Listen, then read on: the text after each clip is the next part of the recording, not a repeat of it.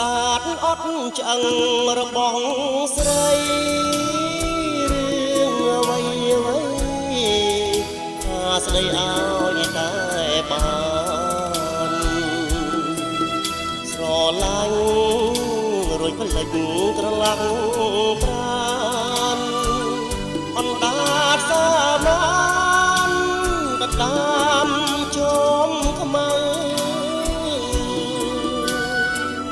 បើអូនបានជាដាក់ចិត្តស្រឡាញ់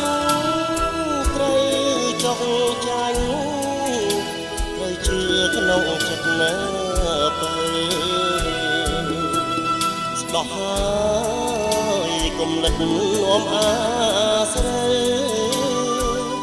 ទុកទេឈប់នៅលំសានពីរស់ណាអូនខូចចិត្តនឹងស្រីបងខំផឹកស្រាផឹកនឹងហើយមហាផឹកឲ្យខ្លួនស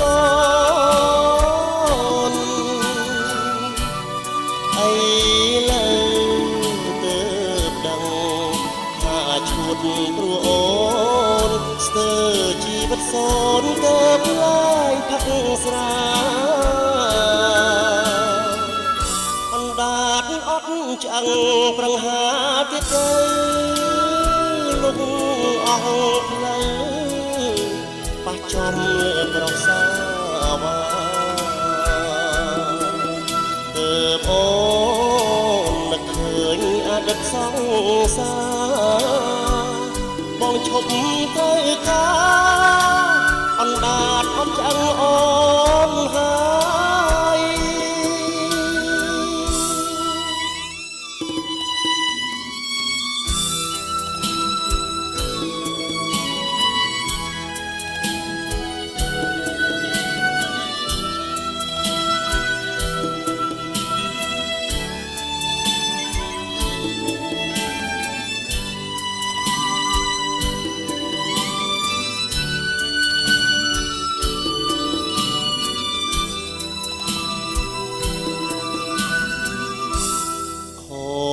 ចិត្តនឹងស្រីបងខំផឹកស្រាផឹកនឹងហើយមហាផឹកឲ្យខ្លួនសនអីលើទៅដឹងថាឈួតព្រោះអូនស្ទើរជីវិតសូនទៅផ្លាយផឹកស្រាអត់ឆ្អឹងប្រឹងហាទៀតទៅលុកអស់ផ្លូវប៉ះចំលើប្រុសសាវាទើបអូននឹកឃើញអតីតសង្សា